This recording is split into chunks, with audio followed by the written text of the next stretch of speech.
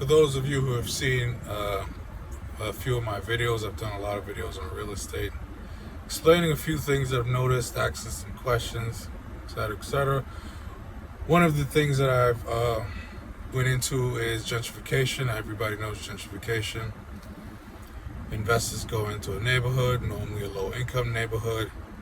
They develop the property there, raise the value. All the poor people have to leave.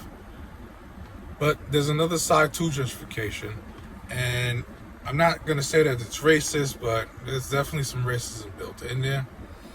Now, when you have a group of people who move into a neighborhood, certain other groups of people want to move out of that neighborhood because that neighborhood is now being, I don't want to say invaded, but other people are moving in. So the reason that real estate prices and home value goes up is to give these people, for lack of a better term, an escape plan. Now, somebody out there is going to go, wow, no, that's completely racist. You're completely wrong. They're going to say, well, no, real estate is designed the way it's designed so that it would build wealth.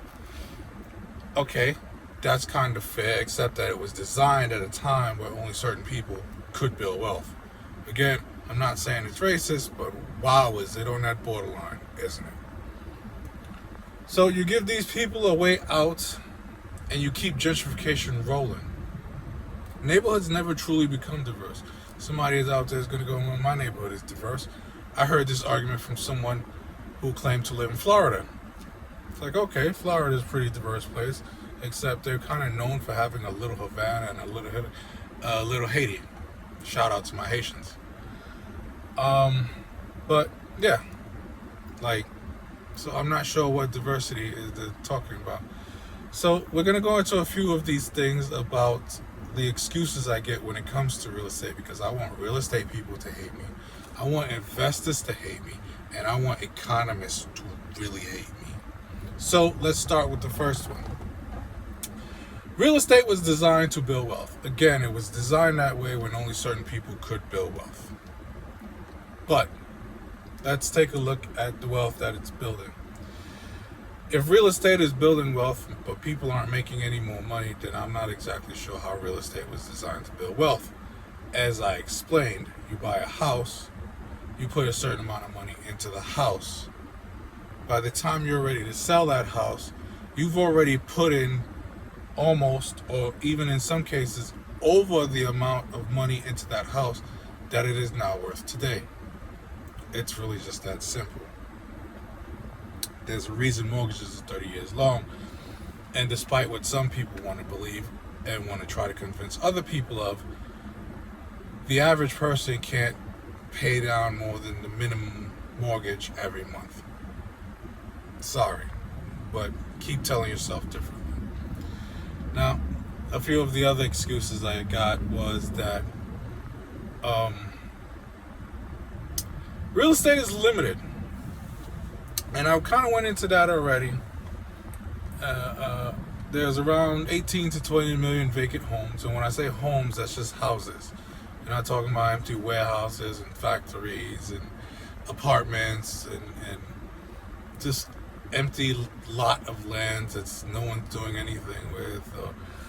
All the stadiums that are around and golf courses, not even for professional golfers, just golf courses for people to go become members. So when I hear the term that real estate is limited, it's like, I'm not sure what you're talking about, but I kind of understand the point. The only problem is that Manhattan and a few other places kind of prove that real estate is not limited. Because that would mean that the world could never hit a certain population. Because if it did, all the people, once we got to that population, everyone after that is homeless automatically, instantly. There's no place to put you. But again, I get the point of the real estate is limited. But then again, I don't. So now we move on to the supply and demand, which again, I've touched on before. Supply and demand is complete bullshit for everything, not just real estate. Again, there's estimated 18 to 20 million vacant homes. Again, just houses. Not talking about empty lots, warehouses, stuff like that, etc. Like I just mentioned. I'm talking about homes, just empty homes. So, supply and demand dictates that when a product is desired, the value goes up. But yet again, when a item is not desired, the value goes up. It's ridiculous. It makes no sense whatsoever. But everybody keeps telling me about supply and demand. All right, fine. Let's take a quick personal look at supply and demand. And I really don't need you to answer this question. Answer it to yourself, because only you know if you're telling the truth. If you could live anywhere in the world, would you be living where you're living right now? Again, I don't need an answer. Only you know the truth to that. I already know a few people who answered that question honestly, and they were like, no, we'd be somewhere else.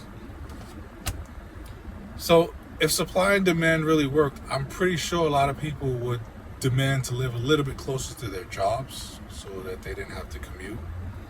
Some people might want to live closer to the beach because they enjoy the beach.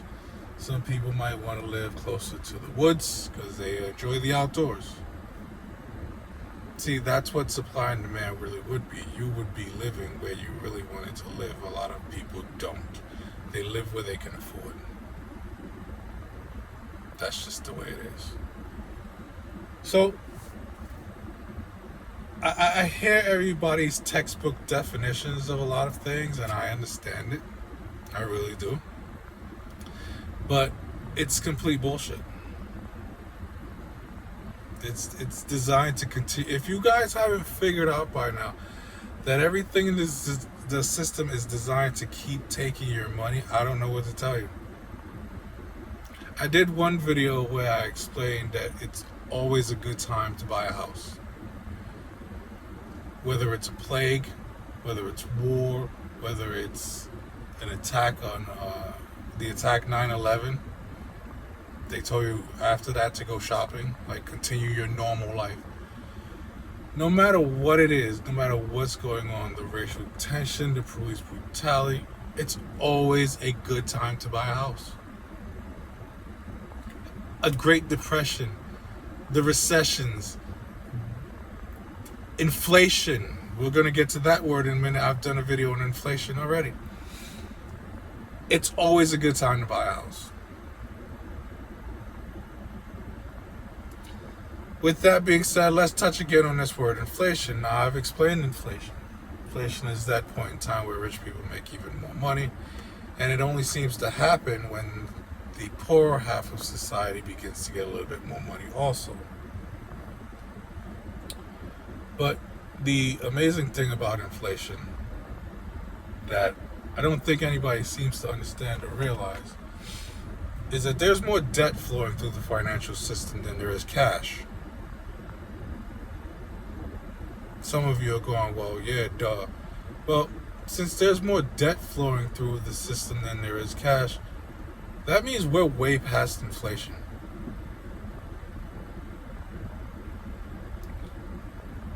And someone's going to now give me the argument, and they also give the argument for real estate, about good debt versus bad debt.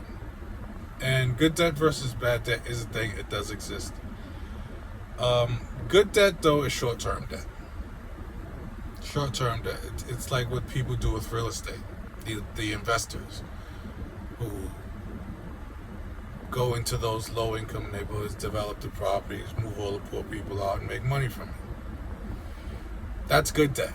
See, but in order for good debt to be good debt, you normally have to put people in bad debt. And bad debt is long-term debt. Are you starting to get the picture or no? See, that's what credit card companies do. They go into good debt, put you into bad debt. That's what banks do. That's what mortgages are. It's good debt putting you into bad debt. Short-term debt putting you into long-term debt.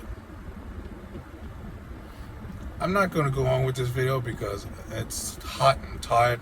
And I'm going to go upstairs, eat something, and go relax. But just think about what I've said here, please.